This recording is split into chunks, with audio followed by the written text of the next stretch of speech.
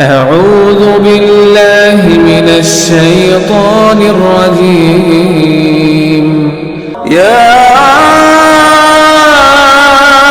أيها الإنسان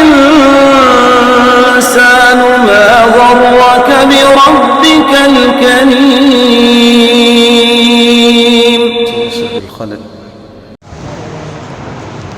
أعوذ بالله من الشيطان الرجيم. بسم الله الرحمن الرحيم.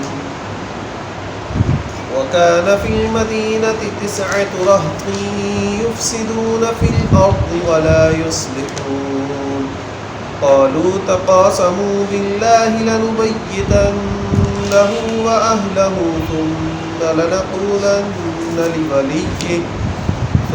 لنقولن لوليه ما شهدنا مهلك أهله وإنا لصادقون ومكروا مكرا ومكرنا مكرا وهم لا يشعرون فانظر كيف كان عاقبة مكرهم أنا دمرناهم وقومهم أجمعين فتلك بيوتهم خاوية بما ظلموا إن في ذلك لآية لقوم يعلمون وأنجينا الذين آمنوا وكانوا يتقون ولوطا إذ قال لقومه أتأتون الفاحشة وأنتم تبصرون أئنكم لتأتون الرجال شهوة من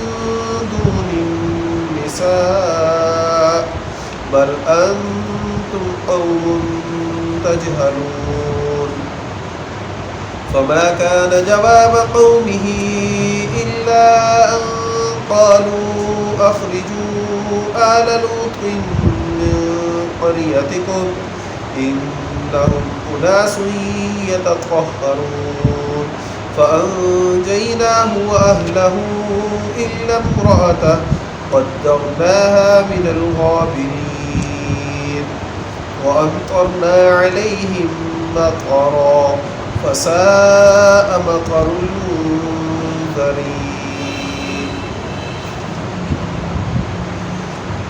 اللهم انفعنا بما علمتنا وعلمنا ما ينفعنا وزدنا علما. اللهم أرنا الحق حقا وارزقنا اتباعه وأرنا الباطل باطلا وارزقنا اجتنابه.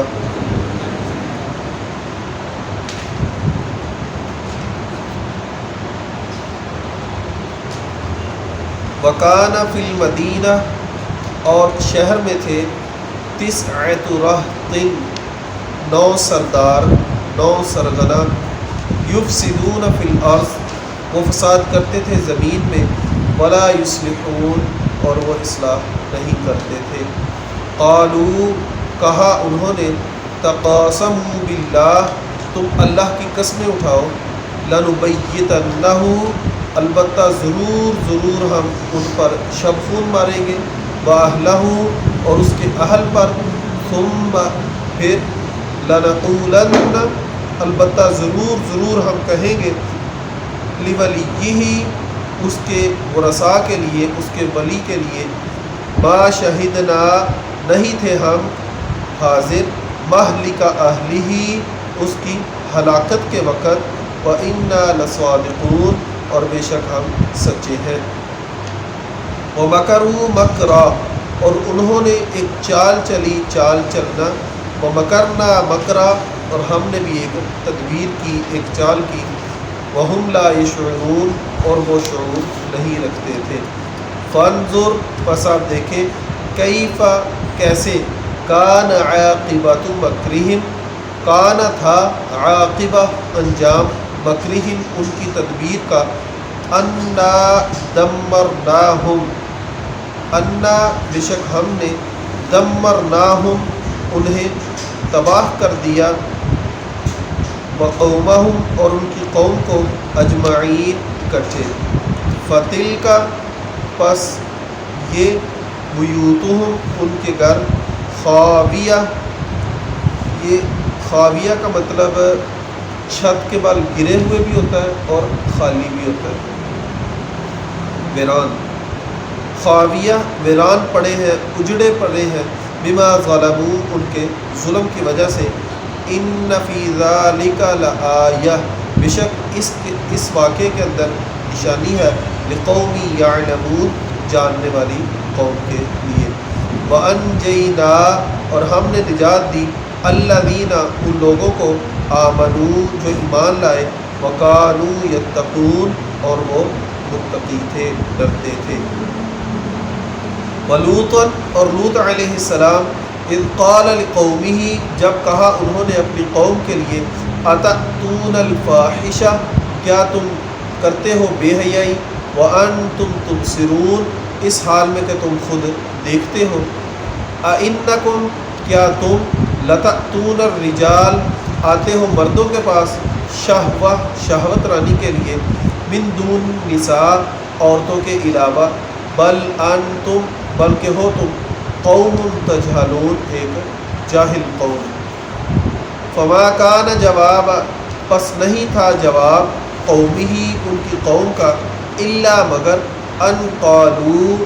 یہ کہ انہوں نے کہا، اخرجو نکال دو، آل لوط لوط علیہ السلام کی آل کو، من قریتکم اپنی بستی سے، انہم بے شک وہ، اناس یتطہرون بڑے پاک صاف لوگ ہیں، فانجیناہ پس ہم نے نجات دی انہیں، واہلہ اور اس کے اہل کو، الا امرأتہ مگر اس کی بیوی، قدرناہا ہم نے لکھ دیا اس کے لیے، من الغابرین پیچھے رہنے والوں میں سے، وامطرنا اور ہم نے بارش برسائی، علیہم ان پر، مطرا بارش، فساء پس برا تھا، مطر المنذرین پس بری تھی بارش ڈرائے ہوئے لوگوں کی،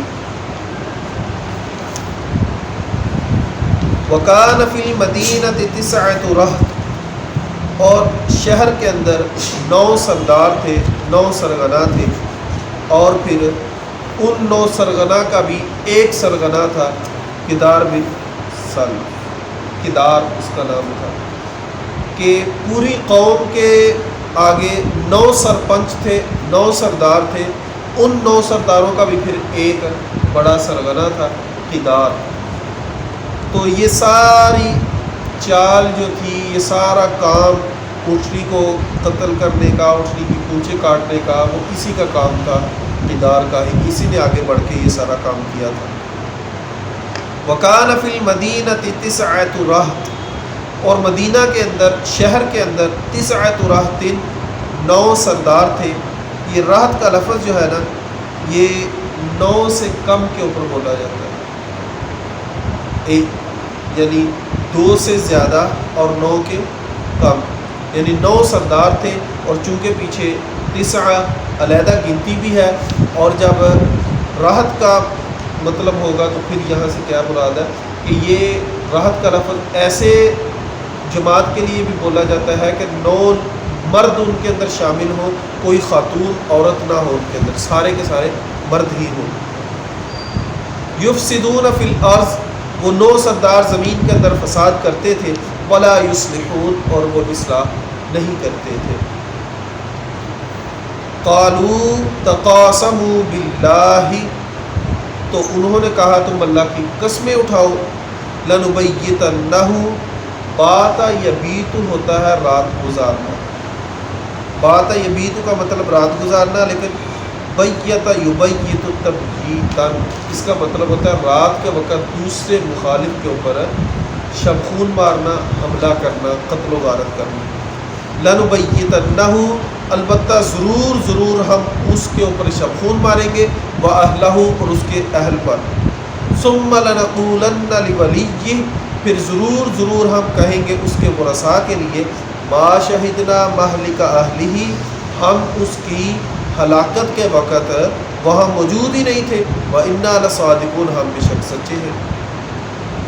یہ اصل میں اس وقت کا واقعہ ہے جب صالح علیہ السلام کی قوم نے اونٹنی کی کونچیں کاٹ دی تھی۔ جب انہوں نے اونٹنی کو سزا دی، اس کی کونچیں کاٹ دی، تو صالح علیہ السلام نے انہیں 3 دن کی مہلت دی کہ 3 دن کے اندر اندر تمہارے اوپر عذاب آ جائے گا۔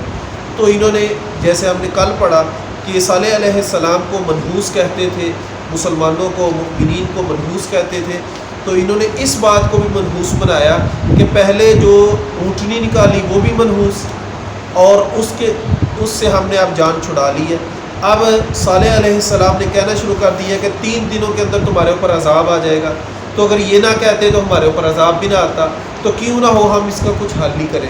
تو انہوں نے کیا کہا، کیا ارادہ کیا کہ رات کے وقت ان کے اوپر حملہ کرو اور سارے کے سارے گھر والوں کو قتل کر دو، کسی کو بھی نہیں چھوڑنا، پورے گھر کو قتل کر دو، اور صبح کو جب اس کے سارے ورثاء اکٹھے ہوں گے تو قسمیں اٹھا لینا کہ اللہ کی قسم ہم وہاں موجود ہی نہیں تھے، ہم اس وقت وہاں تھے ہی نہیں، نہ صالح علیہ السلام ہوں گے، نہ 3 دن تک کوئی ایسی صورتحال بنے گی، نہ یہ بددعا کریں گے، نہ ہمارے اوپر عذاب آئے گا۔ سیدھی سی بات کہ نہ صالح علیہ السلام ہو، نہ ہمارے اوپر عذاب آئے گا۔ وَمَكَرُوا مَكْرًا، اور انہوں نے تدبیر کی، وَمَكَرْنَا مَكْرًا، اور ہم نے بھی تدبیر کی، وَهُمْ لَا يَشْعُرُونَ، اور وہ شعور نہیں رکھتے تھے کہ انہوں نے اپنے ذہن کے مطابق تدبیر کی۔ انسان کی تدبیر ہمیشہ اللہ تبارک و تعالیٰ کے مقابلے کے اندر ناکام، نامراد اور ناقص ہوتی ہے۔ اصل اللہ تبارک و تعالیٰ ہے۔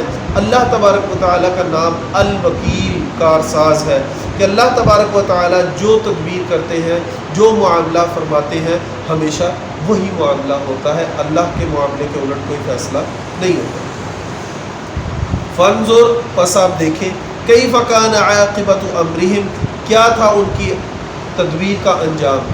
انہوں نے تدبیر کی کہ رات کے وقت صالح علیہ السلام کو شہید کر دیں گے، ان کے اہل کو شہید کر دیں گے، تو انا دمرناہم وقومہم اجمعین، تو ہم نے کیا کیا، اسی کے جواب کے اندر ان 9 لوگوں کو اور ان پوری کی پوری قوم کو، اجمعین، سب کو اکٹھے تباہ و برباد کر دیا۔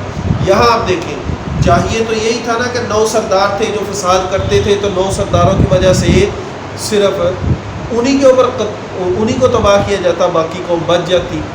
لیکن باقی قوم نے کیا کیا تھا، ان کی ہاں میں ہاں ملائی ہوئی تھی، کہ جیسے ہمارے بھی ملک کے اندر، ہمارے علاقے کے اندر اگر کوئی غلط کام ہو اور بقیہ لوگ جو ہیں وہ غلط کام سے مزہ اٹھائیں، تماش بینی کریں، اس کے خلاف کسی نہ کسی صورت میں کچھ بھی مزاحمت نہ کریں، تو گویا کہ وہ سارے لوگ اس برائی کے اندر برابر کے شامل ہیں۔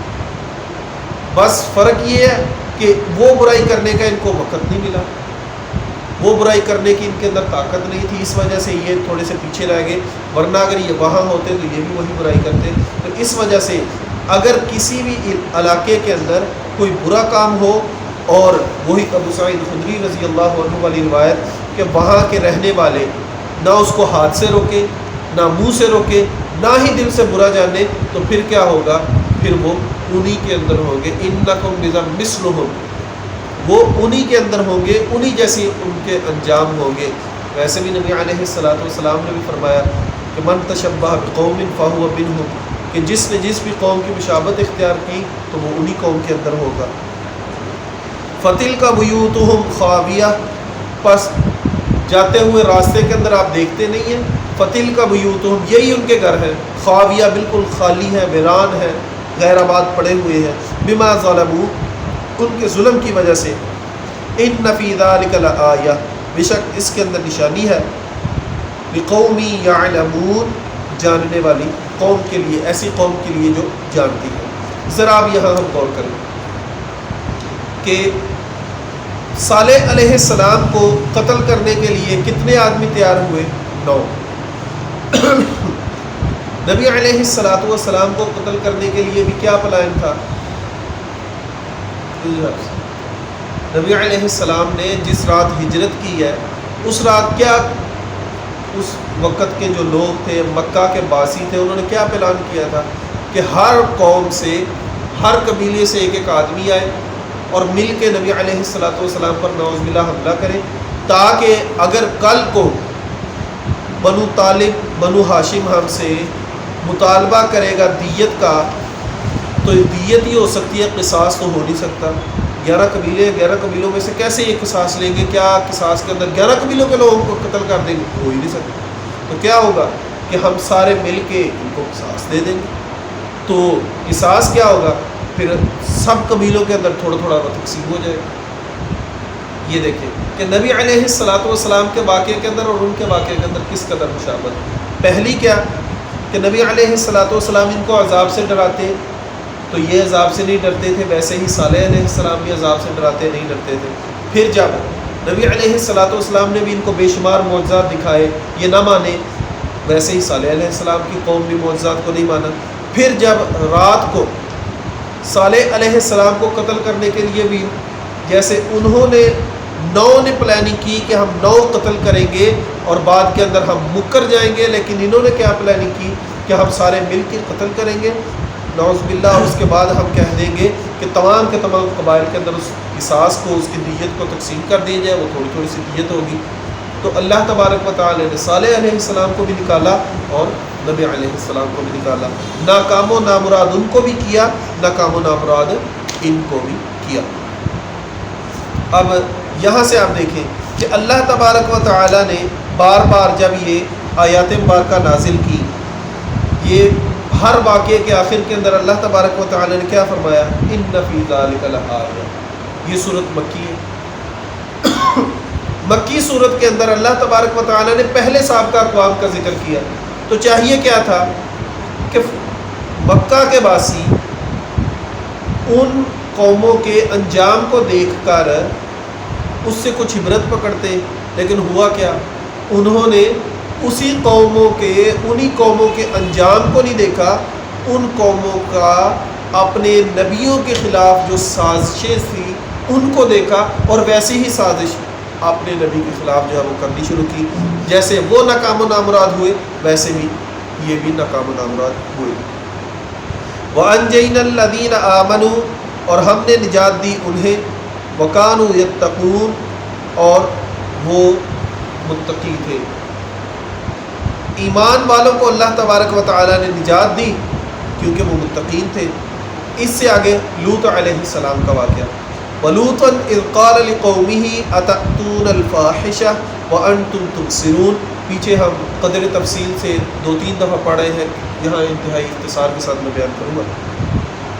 وَلُوطًا، اور لوط علیہ السلام، اذ قال لقومه، جب کہا انہوں نے اپنی قوم کے لیے، اتأتون الفاحشہ، کیا تم بے حیائی کے کام کرتے ہو، وانتم تبصرون، اس حال میں کہ تم دیکھتے ہو۔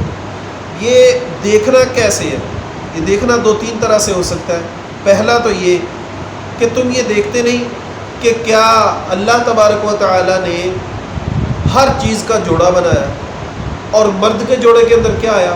عورت۔ تو تم جو اللہ تبارک و تعالیٰ کی تخلیق ہے اس کو بھی نہیں دیکھتے کہ مرد کے مقابل میں اللہ نے عورت بنائی ہوئی ہے، تو تم اللہ کی تخلیق کو بھی چھوڑ رہے ہو، اللہ کے فیصلے سے بھی جو تم روگردانی کر رہے ہو، پہلی بات۔ دوسرا، کیا تم دیکھتے نہیں ہو کہ تمہارے ان افعال کی وجہ سے کہ اگر تم مردوں کے ساتھ ہی یہ مباشرت کرتے رہو گے تو تمہاری آنے والی نسلیں جو ہیں وہ ختم ہو جائیں گی۔ اگر خاتون کے ساتھ آدمی معاشرت کرتا ہے تو پھر ہی نسل آگے چلتی ہے، اگر خاتون کے ساتھ معاشرت نہیں ہوگی تو نسل نہیں آگے چلے گی۔ یہاں آپ دیکھ لیں، آج بہت سارے معاشرے کے اندر ہم جنس پرستی جو چل رہی ہے کہ مردوں کی مردوں سے شادی، عورتوں کی عورتوں سے شادی، دونوں صورتوں کے اندر جو ہے وہ آگے اولاد نہیں چلتی۔ تیسرا، وَأَنْتُمْ تُبْصِرُونَ سے مراد کیا کہ تم اس قدر بے حیا انسان ہو گئے ہو کہ تم علی اعلان ایک دوسرے کے سامنے بے حیائی کا کام کرنا شروع کر دیتے ہو، یا اگر بے حیائی کا کام کسی نے کیا ہے تو کم از کم اس کو آ کے اپنی مجالس کے اندر تو نہ ذکر کرو۔ اسی سے نبی علیہ السلام نے فرمایا کہ بلکہ سخت ترین الفاظ استعمال کیے اس خامند کے لیے یا اس بیوی کے لیے کہ جو تنہائی کی باتیں آ کے بعد میں دوسروں کو، اپنے دوستوں کو بتائے، کہ مرد جو ہے وہ اپنی تنہائی کی باتیں آ کے اپنے دوستوں کو بتائے، یا عورت اپنی تنہائی کی باتیں آ کے اپنی سہیلیوں کو بتائے. مرد اور عورت کی تنہائی کی باتیں جو ہے وہ انہی کے اندر رہنی چاہیے. نہ عورت کے لیے جائز ہے کہ وہ اپنے خاوند کی باتیں بتائے، نہ مرد کے لیے جائز ہے وہ اپنی عورت کی باتیں باہر بتائے. تیسری یہ اس کی وضاحت، وَأَنْتُمْ تُبْصِرُونَ، یا تو تم علی الاعلان برائی کا ارتکاب کرتے ہو، یا برائی کرنے کے بعد ان کو اپنے سامنے آ کے اپنی مجالس کے اندر فخر سے ان کو ذکر کرتے ہو. أَإِنَّكُمْ لَتَأْتُونَ الرِّجَالَ، تم آتے ہو عورتوں کے پاس، آتے ہو تم مردوں کے پاس شہوت کے لیے، من دون النساء، عورتوں کے علاوہ. بل انتم قوم تجہلون، بلکہ تم ایک جاہل قوم ہو جو اللہ تبارک و تعالیٰ کی تخلیق کو بھی تبدیل کرنے کے اوپر اڑے ہوئے ہو. فما کان جواب قومہ، پس نہیں تھا ان کی قوم کا جواب، الا ان قالوا، مگر یہ کہ انہوں نے کہا، اخرجوا آل لوط من قریتکم، ان لوط علیہ السلام کی قوم کو یہاں سے نکال دو. کیوں؟ انہم اناس یتطہرون، یہ بہت پاک صاف لوگ ہیں. یہاں بھی ہمارے عمومی طور پر یہی ہوتا ہے کہ جس برائی کے معاشرے کے اندر جو بھی آدمی نصیحت کرے، لوگوں کی خیر خواہی کرے، اس کو کیا کیا جاتا ہے؟ اس معاشرے سے ذلیل و رسوا کر کے نکالنے کی کوشش کی جاتی ہے. ہاں آیا تو بڑا حاجی، اچھا ہاں تجھے اپنا نہیں پتہ، اچھا تو سارے کام سیدھے کرتا ہے، تو نے کبھی برائی نہیں کی. یہ عمومی طور پر لوگوں کے آگے سے جواب ہوتی ہے. بھائی ٹھیک ہے، اگر اس نے برائی کی ہے تو برائی اس کی اپنے لیے، آپ کی اپنے لیے، آپ کو سمجھا رہا ہے تو ٹھیک ہے، آپ بھی اس کی جگہ چلے جاؤ نا. جیسے وہ کبھی برائی کرتا ہے تو کبھی دوسروں کو سمجھاتا ہے، تو آپ بھی ایسے کر لیا کرو. کبھی آپ بھی برائی کرو، کبھی آپ بھی سمجھا لیا کرو.